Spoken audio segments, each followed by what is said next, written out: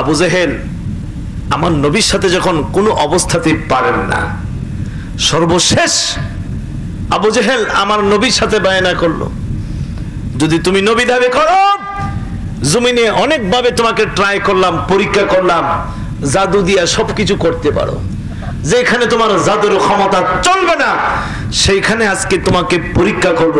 যদি তুমি নবী দাবি করো, আকাশের চাঁদকে 2 টুকরা করে দেখায় দাও। সুবহানাল্লাহ বলুন। আমার নবীর ক্ষমতা আছে কি নাই? আমার নবীর পাওয়ার আছে কি নাই? আবু জেহেলের ধারণা নবী পারবে, কিন্তু আল্লাহ বলেন আমার নবীকে আমি আল্লাহ শক্তি দিয়ে রাখছি। খানে কাবার পূর্ব পার্শ্বে একটা পাহাড় আছে, যে পাহাড়টার নাম হচ্ছে জাবালে আবু কুবাইস। জাবালে আবু কুবাইস তাফসীরের মধ্যে লিখেছেন, এই জাবালে আবু কুবাইস পাহাড়টা পৃথিবীর সর্বপ্রথম মাটির অংশ। এখান থেকে পৃথিবী আস্তে আস্তে বাড়ছে। সুবহানাল্লাহ বলুন না। সুবহানাল্লাহ। পৃথিবীর মধ্যভাগ মক্কা শরীফ, এখানে কাবার পূর্ব পার্শ্বে সাফা মারওয়ার পূর্ব দিকে সংলগ্ন যে পাহাড়টা, ওই পাহাড়টার নাম জাবালে আবু কুবাইস। বাদশা ফাহাদে এখানে বিশাল বড় একটা বিল্ডিং বানায় রাখছে পাহাড়টার উপরে। যে পাহাড়ের উপরে রাসূলুল্লাহ উঠে এই শাহাদাত আঙ্গুল দিয়ে ইশারা করার সঙ্গে সঙ্গে চাঁদ 2 টুকরা হয়ে জমিনে পড়ে গিয়েছিল। সুবহানাল্লাহ। এই পাহাড়টা হলো জাবালে আবু কুবাইস। জাবালে আবু কুবাইস। আমার নবী আবু জেহেলকে বলল, যদি আমি এই চাঁদকে 2 টুকরা করে দেখা দেই, তাহলে তুমি কি কলেমা পড়ে মুসলমান হবে? আবু জেহেল বললেন, অবশ্যই অবশ্যই। নবী বললেন, তাহলে মক্কার লোকদেরকে ডাকো।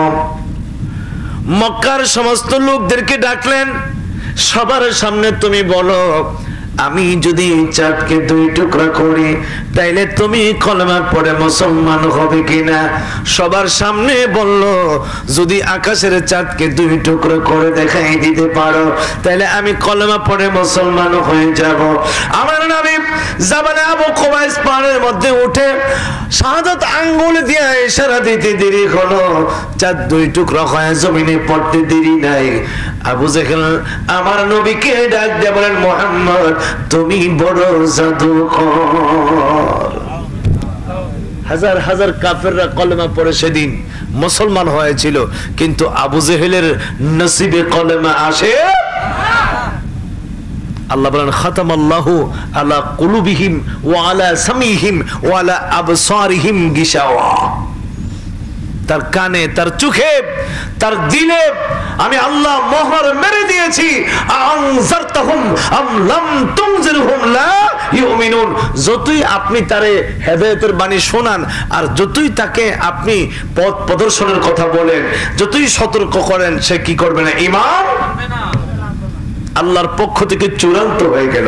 এই জন্য নবীর ক্ষমতা দেখাও তার কি হয় নাই? কলেমা নসিব হয় নাই। আমার নবী খায়বরের যুদ্ধে সূর্যকে ডাক দিলেন, সূর্য রে তুমি ওঠো, আমার আনে আসরের নামাজ পড়ে নাই।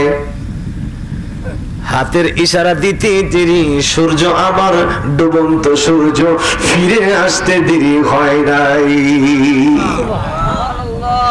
নবীর হাতের ইশারা চাঁদ পর্যন্ত যায়, নবীর হাতের ইশারা সূর্য পর্যন্ত যায়। জোরে বলুন সুবহানাল্লাহ। ক্ষমতা দিয়েছেন কে? আল্লাহ। জোরে বলুন, ক্ষমতা দিয়েছেন কে? পানির শট পড়লো যুদ্ধের ময়দানে। কিসের শট? পানির শট। পানি নেই, পানি বিনে হাহাকার।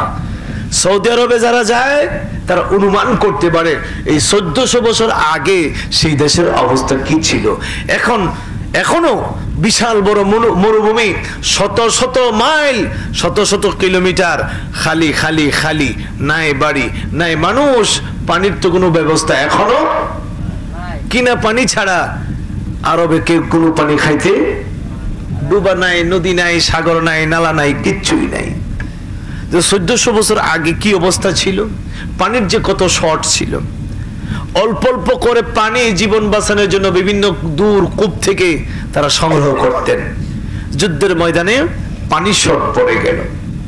আমার নবীজি বললেন, একটা কাজ করো, যার কাছে যতটুকুন পানি আছে ফোঁটা পানি নিয়ে আসো একটা বর্তনে।